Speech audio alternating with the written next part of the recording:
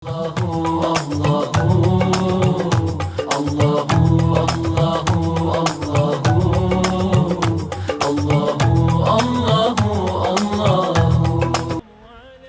الله الرحمن الرحيم وبه نستعين وصلى الله على نبي الكريم وعلى آله وأصحابه والتابعين لهم بإحسان إلى يوم الدين وعلينا معهم أجمعين بمنك اللهم وكرمك وجودك يا أكرم الأكرمين ويا أجود الأجودين ويا أرحم الراحمين.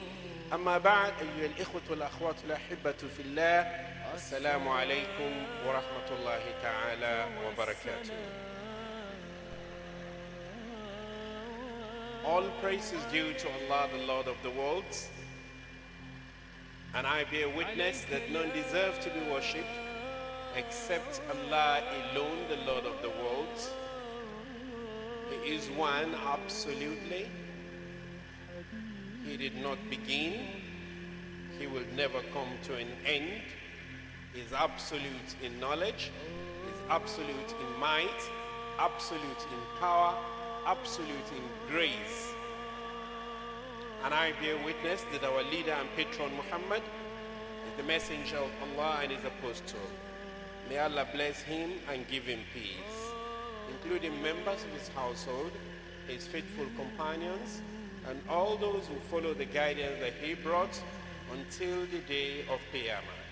I pray Allah Tabaraka wa Ta'ala will bless you and I, make us among those who will succeed in the life of this world and in the hereafter. I pray that Allah will accept all our efforts as acts that are done to seek His good countenance, and I pray that on the day when Allah rewards, we will not be rejected. It is not every effort that will be accepted by Allah Tabaraka wa Ta'ala. Even if such efforts are done properly, we still need to ask Allah Tabaraka wa Ta'ala to accept. This is what we are taught by Allah Tabaraka wa Ta'ala himself. Sayyidina Ibrahim and his son Ismail built the Kaaba on the instruction of Allah, but they were not complacent. After finishing it, they asked Allah, رَبَّنَا تَقَبَّلْ مِنَّا إِنَّكَ أَنْتَ السَّمِيعُ الدُّعَاء. Oh Allah, accept this effort from us as an act that is done for your sake, because إِنَّكَ السَّمِيعُ, you are all hearing, alim, all knowing. So I pray Allah to accept all of this effort from us as an act that is done to seek His good countenance and to seek His favor. I pray that Allah will not permit that shaitan will have any share in all of these. Allahumma aj'alhu lana khalisan liwajhika al-kareem. Ameen.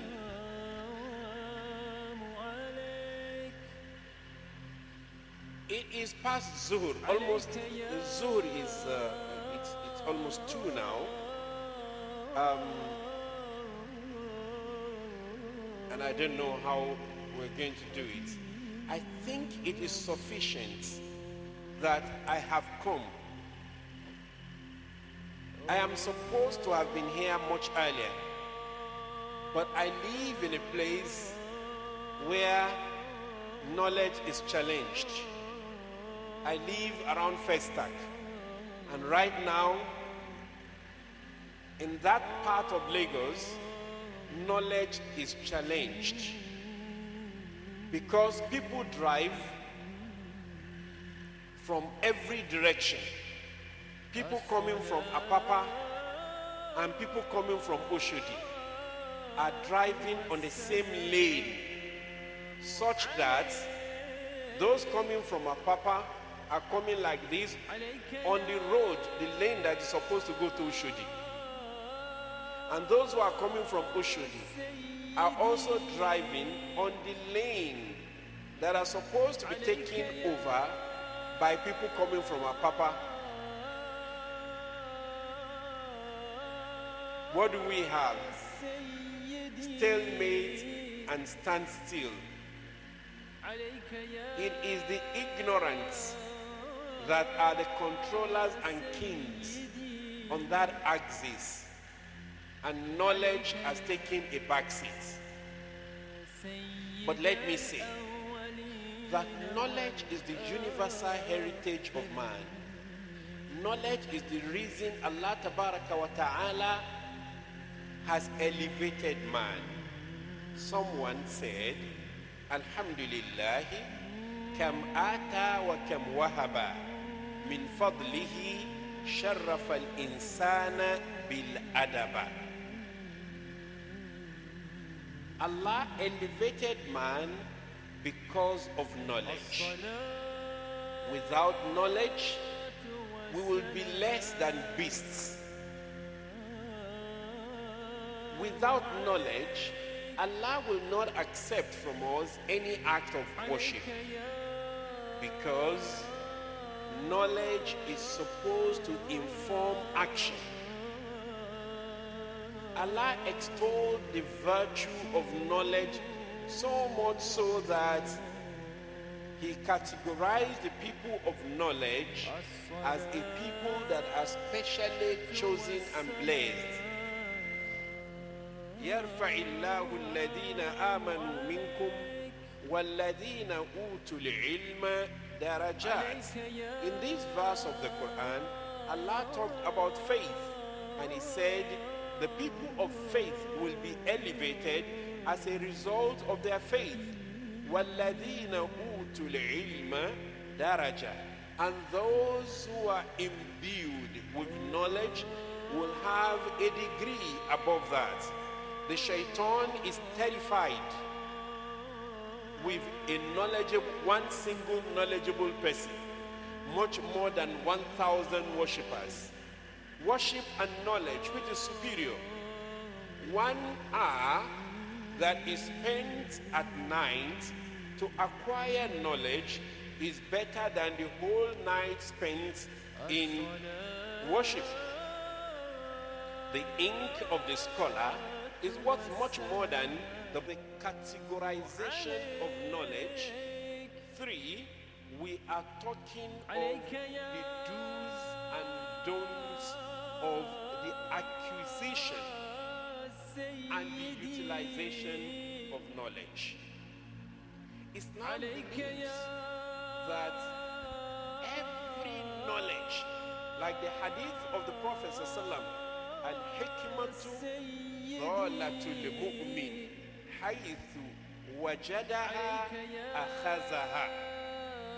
All praises and gratitude is due to Allah subhanahu wa ta'ala, the controller of all affairs. Admonition Islamic Center hereby expresses our solidarity with Nigerians at this critical moment of our nationhood due to the scourge of COVID-19 globally. We especially feel for the Muslim Ummah, who from all indications will have to start the 2020 Ramadan season in complete lockdown. There won't be Taraweeh, no physical tafsir sessions, no joint iftar, no itikaf, and possibly no Eid al-Fitr prayers. For the same reason, the AIC is supposed to be 10 years this year, and arrangements have been concluded to feature 10 guest speakers for 10 hours at the prestigious National Art Theatre Igomu, Lagos on Saturday 2nd May 2020. But by Allah's will, it will not hold again. We take solace in the fact that Allah is the best of all planners, and He alone knows best. We beseech Allah to spare our lives till next year's Ramadan 2021, inshallah. We pray for Allah's forgiveness, that Allah heals the world, put an end to this pandemic, and give us the privilege to be together for His sake again, to witness more Ramadan in good health. Ameen. Inshallah, our focus this 2020 Ramadan in our own little way is to provide foodstuffs to the fasting Muslims who are in need. May your rewards be great with Allah as you join us to make this dream a reality. For inquiries, call 0802-335-5870, 0808-690-5870, or 0708-378-7920. Account details: Admonition Islamic Center, Bank, Sterling Bank. Account number 050-021-1796. Lukman Adekombi for AIC. Ramadan Mubarak. Ramadan, Ramadan, Ramadan, ya Habib. Wisdom is the lost property of a believer. Wherever he finds it, he takes it. But in taking knowledge, there is an epistemology. Epistemology is simply the principles for deciphering which knowledge is useful, which knowledge is useless, which knowledge is harmful, which knowledge advances, which knowledge retrogrades. Islam gives us a prism through which we evaluate everything.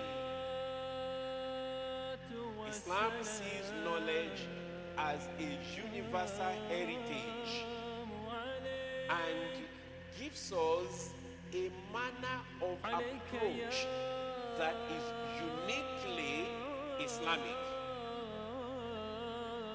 The purpose of knowledge is to understand and serve Allah Tabaraka wa Ta'ala. That is the purpose of knowledge in Islam. Knowledge acquired for the sake of Allah becomes useful knowledge. Someone says, one of our Imams, he said, طلبنا العلم لغير الله فأبى أن يكون إلا لله. We started seeking for knowledge, but it is not for the sake of Allah, but knowledge itself refused to be acquired except for the sake of Allah Tabaraka wa Ta'ala. In Islam, there are three things that knowledge addresses. It addresses the rational mind. Knowledge addresses the rational mind. That is why the Quran will invite us. أَفَلَا يَنْظُرُونَ إِلَى الْإِبِلِ كَيْفَ خُلِقَتْ وَإِلَى السَّمَاءِ كَيْفَ رُفِعَتْ وَإِلى الْجِبَالِ كَيْفَ نُصِبَتْ وَإِلَى الْأَرْضِ كَيْفَ سُطِحَتْ. Or the Quran will say, لَوْ كَانَ فِيهِمَا آلِهَةٌ إِلَّا اللَّهُ لَفَسَدَتَا. If there had been more than one God controlling the universe, then there would have been crisis. Knowledge addresses the rational mind, rationality. That is the intellect. Knowledge addresses akhlaq, morality. And knowledge addresses what the term I don't like to use, but I have to use. It addresses spirituality. Rationality, morality, and spirituality all rolled into one. Rational knowledge is not enough knowledge because it may not necessarily lead to guidance. There cannot be morality without spirituality. And I'm using that spirituality sparingly, pardon me. By spirituality, I mean the worship of Allah and the relationship between a human being and his or her own. Unfortunately today, it's so fortunate. You know, it's a very big project. A that revelation at night was the quench of knowledge. If I did not it tonight, with this phase of 25 years, the most revealed of the 3 years, within a space of 25 years from the beginning of revelation, a whole new generation of learned people were created and unleashed on the world. What did they do? They regarded knowledge as heritage. So they studied everything that had existed before them. The heritage of the Greek, the heritage of the Romans, the heritage of the Persians in terms of knowledge. And they approach it with the prism of Islam to separate the wheat from the chaff, falsehood from truth, and develop a unique epistemology. How could this world have been without Muslims? I want to ask you, the contribution of Muslims to the world today, without these contributions, how would the world have been? First, without Muslims, there would have been no computer. Can you imagine that? Because the Muslims developed zero. There was no zero in the numeracy of the Romans. And it was that binary, 1 and 0, that was the basis for computing and computation and computer science. Without the Muslims and their contributions, there would have been no aviation. There would be no navigation. There would be no weather forecast. Without the Muslims, there would be no mathematics. Without the Muslims, there would be no coffee. Without Muslims, there would be no plastic. Because they were the forerunners in the science of plastic, from insulin, from Muslim to, and the whole hub of petrochemical products. Without Muslims, there will be no bath, because they created the first public bath. Without Muslims, there will be no personal hygiene. More than 300 years before Europe learned how to brush their teeth, the Muslims have been using siwak. You can imagine, I can go on and on and on. And it is the sunnah of Allah that the most knowledgeable set of human beings on earth are usually the leaders. When the Muslims took knowledge very seriously, they were leading the world. But when they became complacent, they became the net consumers of knowledge products. Today, there are those who research and develop knowledge. There are those who buy knowledge products, but not knowledge itself. Unfortunately,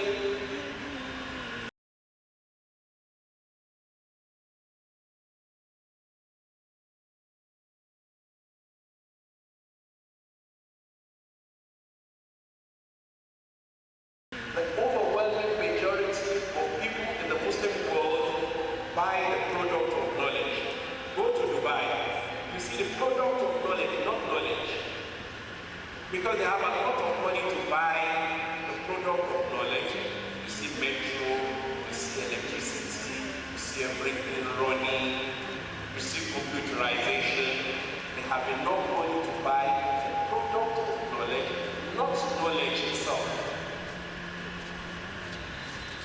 There are majority of Muslim countries do Nigeria, we're neither in the forefront of knowledge development, nor even in purchasing the product of knowledge. Our educational system is a sham. It is just emphasizing literacy and numeracy, so that a child can go to school and speak English, not to use the mind and the hand to develop products. So we have become net consumers of knowledge from a position of net producers of knowledge to net consumers of knowledge products.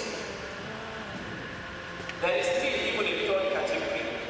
Those who are watching, they are fascinated by the development of knowledge.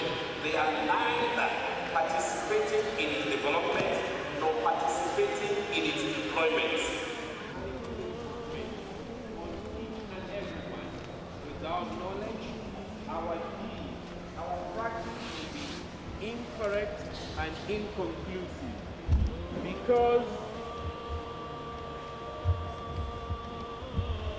we are a people that are the followers of the religion of knowledge, and knowledge should return. Everything in Islam operates according to the Tawheed, that is, Allah Tabaraka wa Ta'ala is the source of every knowledge.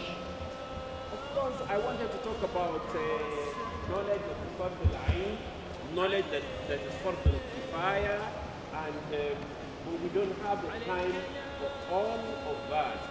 Now, what do I want us to take home? The most important knowledge is the knowledge of Allah Tabaraka wa Ta'ala, and is the foundation. Without the knowledge of Allah Tabaraka wa Ta'ala, we cannot do much with the knowledge of what Allah has created. Look today, human being has made so much advance in knowledge. We have pushed the frontier of knowledge such that we can do surgery without blood. The doctors are here. You can actually operate someone without blood at all. You can do it by so many means. We have so advanced in medicine that today the whole of the human system has been marked. The genome has been concluded and completed. We have acquired capacity to understand sickness, to understand disease like we have never before in the history of humanity. We have made so much advance in science and technology, in biotechnology, in so many other technology, that today we are wealthier than ever anybody can think of. That anybody can ever think of. We're wealthier, we're better now. But unfortunately, we are poorer than humanity had ever been. There is much more hunger, much more injustice, much more ignorance, much more squalor, much more oppression than there had ever been in the history of humanity. That is because we have approached knowledge from the wrong epistemology. We look at quantity and not necessarily the quality of knowledge. Today,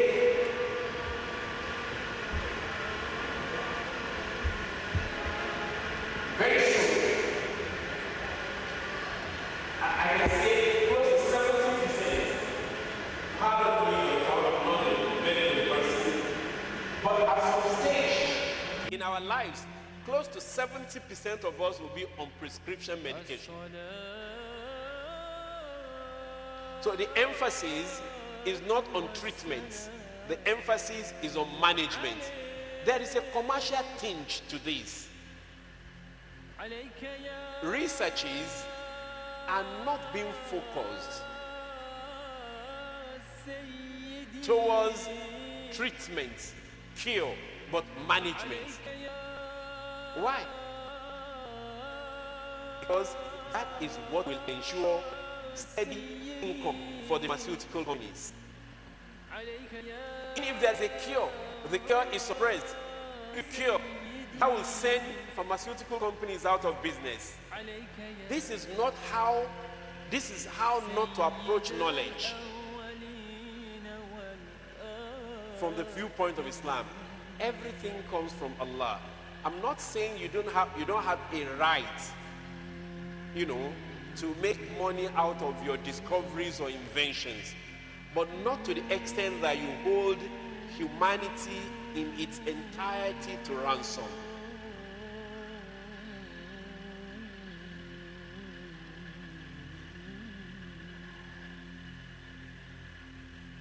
So it's very important for us to start from those knowledge that is fard al-ain. What knowledge is fard al-ain? The knowledge of Tawheed. Who Allah is, how does He work, what is the relationship between Him and us.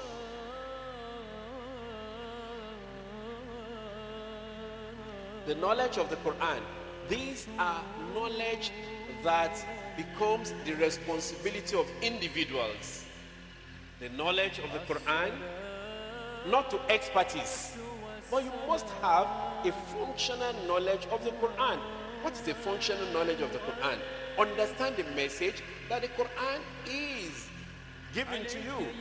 We read the Quran today and we don't, like it is said, رُبَّ قَارِئُ الْقُرْآنِ وَالْقُرْآنِ يَلْعَنُهُ. How many? A reader of the Quran, that the Quran itself is cursing. Or the Quran has become talisman. You have a problem, read Yasin. You want money, read Isawaka. You want a peace of mind, read Suratul Mulk. This is what the Quran has become. It is no longer a map that we use to navigate. The knowledge of Hadith, functional knowledge of Hadith, and what they call fiqh, understanding of the religion. These are the set, these and others are the set of knowledge that is incumbent upon individuals. Unfortunately, today in Nigeria, in the last 10 years, we have been struggling with the government of this country concerning the government of this country concerning the teaching of religion in schools. It has been removed. In our days, we did AIC. Those who are not Muslims did BK. It is no longer there now. It's optional. And it's such that students cannot, even the minimal things that are taught in AIC and BK. How do we hope to raise an upright community? Then there is fard al-ain. A doctor has just spoken to us. Somebody in the IT has spoken to us. We must have this. Of course, in the world today, you can't do without medicine. You can't do without IT. It will be sinful for the community if we don't have IT experts. If we don't have female medical doctors. If we don't have enough doctors, we don't have enough engineers, we don't have enough pilots, the whole community will be sinful. If we do not have Muslims who understand the conventional banks, who have a working understanding of the Islamic financial system, all of us will be sinful. We must use the banks. And unless we provide an alternative, we will be involved in riba and we will not have an excuse. The whole of the life of a Muslim is to seek knowledge. Min al-mahadi ila al-lahadi. From the cradle to the grave. Very unfortunately, this is the beginning and end of our knowledge. Facebook, Twitter, Instagram, WhatsApp is the BBM. This is the beginning and end. We waste time even in Ramadan. It is more precious than the Quran. Your ringtone, you are more alert to it than the adhan. They will call the adhan, you will not wake up. But your phone will ring and you will wake up. You will be in the toilet and you can go from the bathroom naked to answer a call. It could be a madman calling you. For the sake of Allah, you will still go and answer it. It's still not possible for anyone here to sit for 10 minutes without opening his or her phone. But you can be there for 10 months without opening the Quran. You read your messages, text message, WhatsApp, Messenger, and all, per minute, per minute. The message from Allah, how often do you read it? Even when you are driving, you just want to stay connected. You use Bluetooth, and if it is dangerous to answer calls while you are driving, you make it convenient for yourself. Now my question is, where are all these leading you?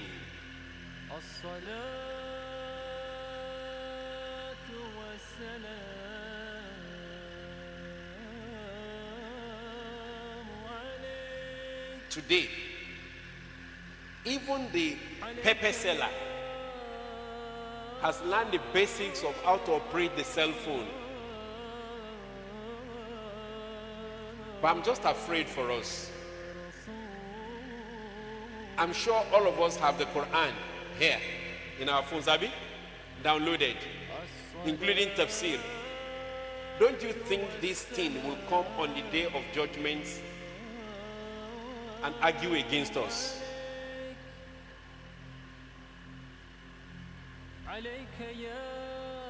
Is it the problem of access now, or the problem of interest?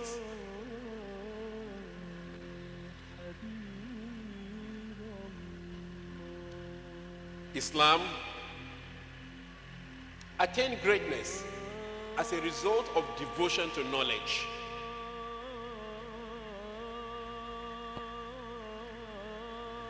Islam has started one of the biggest intellectual movements in human history. Unfortunately, today, we could even have a situation where a group among us will say knowledge is haram. How did we come to such a pass?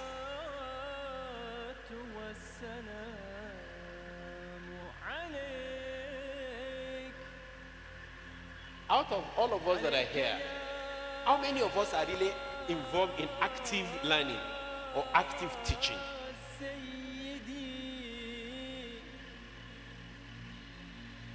Our mosque used to be centers of learning. In fact, we started the university system, a universe of knowledge. Look at school enrollment. We're the poorest. Look at graduation lists. We're the least.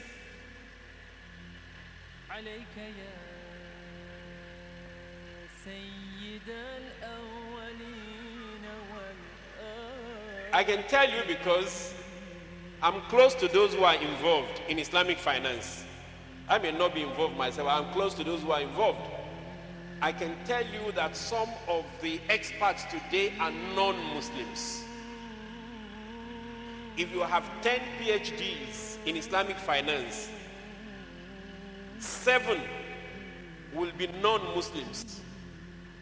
3 will be Muslims. Some heads of Islamic finance units in big banks are not Muslims.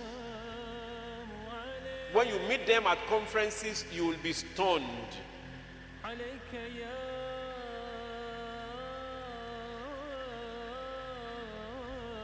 Our greatness is in returning to knowledge and its active pursuance, not lip service. Our success as individuals is in becoming active seekers of knowledge or active teachers of knowledge. Our success is in converting our mosques to centers of learning, not prayer shops. Today, prayers, supplication, even though I admit it's part of Islam,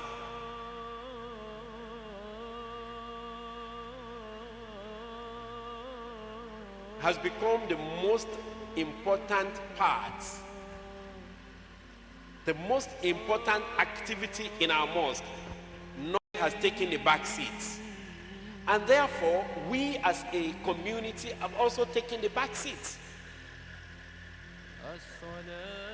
Call people to learn, they will not come. Call them for miracle, they will come. Special prayer has replaced special classes. As-salatu has replaced classes to learn hadith. As-salatu sessions have replaced halqatul ilm.